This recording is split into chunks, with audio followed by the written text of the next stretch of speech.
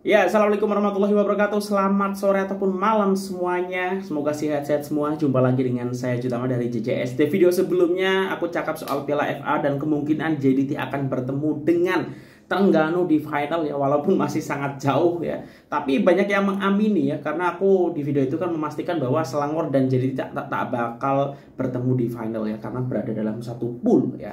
Tapi di situ juga dimention juga bahwa ada nama Sabah yang nampaknya dari pramusim dan secara squad juga nampaknya siap ya untuk menjadi pencabar JDT musim 2023 entah itu di Liga ataupun di Piala FA dan Piala Malaysia ya.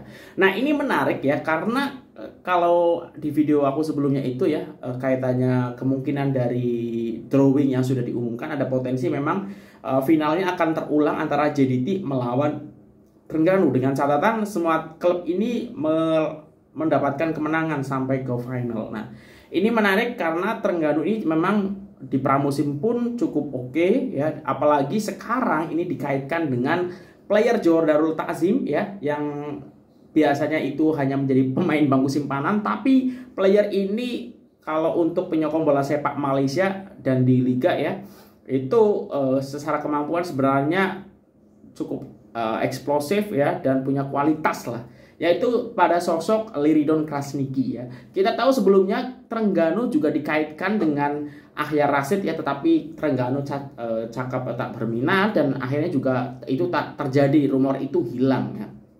Dan memang tidak ya, akhir tidak ke Terengganu.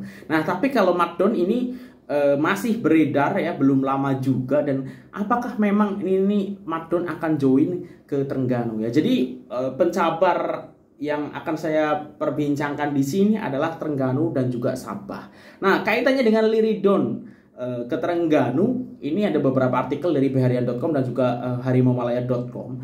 Dan kita tahu Markdown ini mulai rame diisukan punya rumor itu selepas waktu itu klubnya Pawi ya, klubnya Pawu apa klubnya Doncols ya, ketika bertemu dengan Kokhen ya, klubnya dari Liridon di Thailand itu Kokhen ya kalau tak silap, tetapi nama Liridon itu tak ada. Nah, nih makanya dikaitkan apakah Liridon akan pergi dari Thai League atau balik lagi ke Liga Malaysia, karena kan Markdown ini kan statusnya masih pemain dari Johor Darul Takzim kalau aku tak silap ya.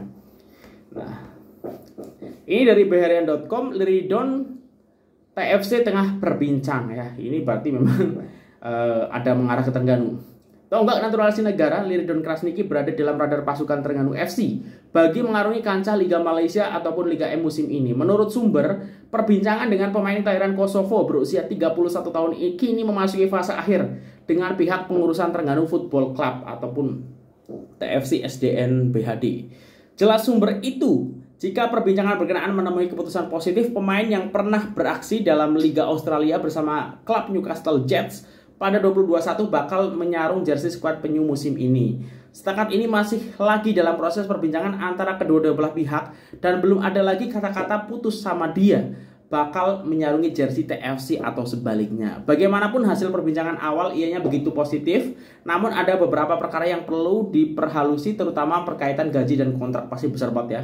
Tapi kita tidak menafikan berminat untuk mendapatkan hikmat Liridon bagi memperkasakan lagi jentera tengah pasukan. Lagipun pemain tinggi Lampau itu berpengalaman luas dalam Liga Malaysia ketika menyarungi jersey pasukan Kedah Darul Aman FC, Melaka United dan pasukan gergasi Johor Darul Takzim. Jadi kita tunggu dan lihat perkembangan perbincangan itu selepas ini, kata sumber itu ketika dihubungi. Terdahulu tular gambar Liridon bersama skuad TFC di Bangkok, Thailand beberapa hari lalu. Kehadiran pemain tengah menyerang itu bersama pemain TFC yang kini berada di negara Gajah Perang itu untuk mengharungi 4 aksi memanas badan sebagai persediaan mengharungi kancah Liga Super yang bakal membuka tirainya pada 24 Februari dengan permulaan aksi Piala Sumbangsih menentang JDT. Sebelum ini jurulatih baharu skuad itu, Tomislav Stenbukner, menjelaskan dia mau mencari seorang pemain tengah yang mampu membantu barisan penyerang. Nah, ini konteksnya memang agak pas ya karena sedang berada di Thailand dan Liridon juga sebelumnya bermain di Kokhen. Nah, aku tak tahu apakah ini nanti akan dipinjamkan statusnya atau memang sudah kepemilikannya nanti akan dimiliki oleh Terengganu. Karena kita tahu kalau dipinjamkan biasanya tuh ada klausul ya, macam kita ingat pada waktu itu ya pemain JDT dipinjamkan ke Sabah, Stuart Wilkin ya, ketika Sabah bertemu dengan JDT tidak diperbolehkan untuk bermain melawan JDT. Nah, mungkin korang boleh bantu ya, setahuku masih milik JDT, tapi kalau memang sudah bukan milik JDT, tolong dibantu ditulis di kolom komentar. Nah, ini menarik ya. Kalau misalnya memang benar ya, karena kan kalau kita matching ini agak masuk ya. Sorry, agak jeda. Ya, juru latih Tomislav Steinbuchner ini pengen pemain tengah, dan ini kaitannya dengan Liridon. Ada perbincangan juga sebelumnya, dan posisinya sedang di Thailand. Jadi ini cukup masuk lah kalau misalnya memang Liridon ini yang dibutuhkan oleh Terengganu. Dan yang menarik, nanti perlawanan pertama Liga sekaligus Piala Sumbangsih itu akan bertemu dengan Johor Darul Ta'zim. Ini sangat menarik ya kalau memang ini boleh benar terjadi. Apalagi Terengganu memang nampaknya walaupun kehilangan Afuzizen dengan kedatangan Tommy dan juga skuad yang sekarang nampaknya tak kesulitan juga ya untuk tetap berada di level musim lepas gitu. Nah, ini kaitannya dengan Liridon. Nah, selanjutnya ini soal ada beberapa yang mulai membicarakan ya, mungkin ramai juga bahwa Sabah yang nampaknya musim ini juga akan lebih bertaji lagi dibandingkan musim sebelumnya. Yang sebelumnya kita tahu Sabah di Liga pun sampai peringkat ketiga ya, dan mendapatkan slot untuk Piala FC. Ini didatangkan dari Baharian.com ya. Sabah FC beri amaran awal. Sabah FC seolah-olah memberi amaran awal bakal bangkit sebagai pasukan di geruni musim ini selepas membelasah Gelang Internasional FC dari Singapura 6-0 dalam aksi perlawanan persahabatan antara bangsa pramusim di Stadium Likas malam tadi.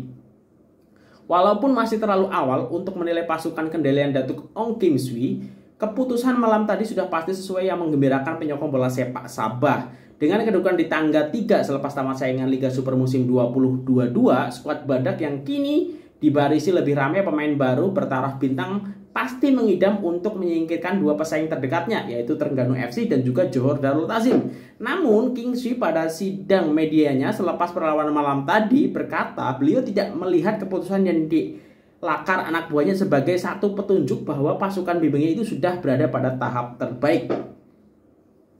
Yang penting bukan keputusan. Apa yang saya ingin lihat adalah kombinasi serta keserasian di antara pemain, terutama dengan apa corak permainan yang kita inginkan. Walaupun ada peningkatan daripada yang kita lihat, tetapi kita masih lagi jauh. Yang mana kita ada 2 lagi perlawanan sebelum bermulainya Liga Super nanti, kata Kim Swee. Kim Swee juga seolah-olah belum berpuas hati dengan persiapan pasukan menghadapi saingan Liga musim ini yang bermula pada 25 Februari, terutama dalam menentukan kesebelasan utama pasukan. Katanya kesebelasan utama bukanlah yang paling penting. Sebaiknya beliau menekankan mengenai prestasi seimbang pemain untuk mengharungi musim 23 yang disifatkan agak panjang ya dibandingkan musim sebelumnya tentunya.